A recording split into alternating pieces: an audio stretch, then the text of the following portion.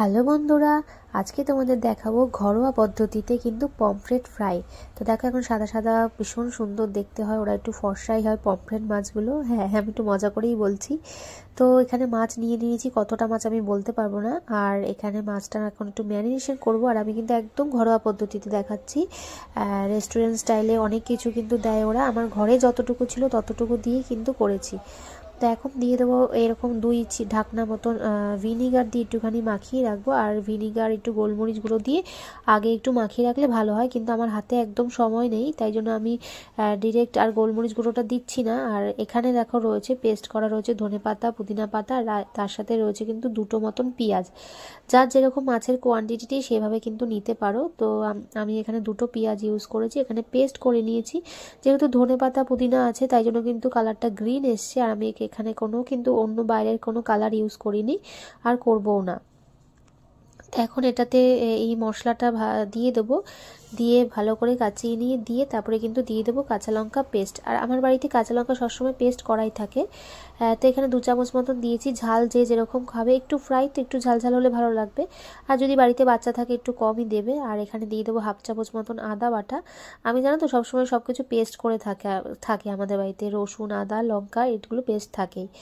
আর এখানে দিয়ে দেবো কিন্তু রসুন বাটাটা যতটুকু ছিল দিয়ে দিলাম, প্রায় ওই 1 চামচ মতন হবে, কিংবা 1 চামচের থেকে একটু স্লাইট কম হবে। তো যেহেতু এটা বড় চামচ তো ওই 1 চামচই ধরো। আর দিয়ে দেবো কিন্তু এখানে কাশ্মীরি রেড চিলি পাউডার, হ্যাঁ একটু ফ্লেভারের জন্য দিচ্ছি।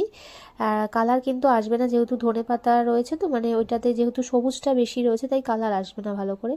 তারপরে দিয়ে দেবো নুন, আর একটুখানি দিয়ে দেবো কিন্তু প্যাকেট টক দই, কেনা যে টক দই ছিল আমার ঘরে সেটাই কিন্তু আমি ইউজ করছি। দিয়ে এটাকে ভালো করে কিন্তু ম্যারিনেশন করে রেখে দিতে হবে, তাহলে কি মাছগুলোর গায়ের মধ্যে মশলাগুলো ভালো করে ঢুকবে। আর হ্যাঁ, মাছগুলোকে ভালো করে ধুয়ে পরিষ্কার করে আমি কিন্তু তারপরে একটুখানি ছুরি দিয়ে মাছের পেটগুলো দুদিক দিয়ে কিন্তু একটু চিড়ে নিয়েছিলাম, যাতে মাছের মধ্যে মশলাগুলো ঢোকে ভালো করে। না ঢুকলে তো ভালো হবে না, আর মশলাটা না ঢুকলেও ইয়ে হবে না।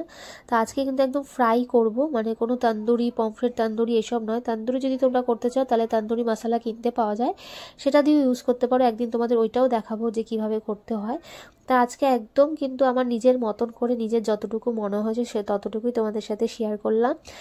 আর শেয়ার করতে করতে বলি, যাদের ভালো লাগবে প্লিজ একটা সুন্দর করে কিন্তু কমেন্ট করো। আর যারা কমেন্ট করছে তাদের কিন্তু তাদের নিচে একটা লাইক দিয়ে কিন্তু একটা সুন্দর কমেন্ট করো, তাহলে তোমাদেরও কিন্তু প্রোফাইলটা রিচ আপ বাড়বে। আর এখানে দেখো আমি সাদা তেল গরম করে নিয়েছি আর মাছটাকে ছেড়ে দিচ্ছি ভেজে নেবো বলে। আর এই দেখো, এই মাছটা হচ্ছে একটু গায়ে পড়া, ওই যে এক একটা লোক থাকে না গায়ে পড়া, বেশ গায়ে পড়তে ভালোবাসে, এই মাছটাও কিন্তু তাই। ওই একটু মজা করলাম তোমাদের সাথে।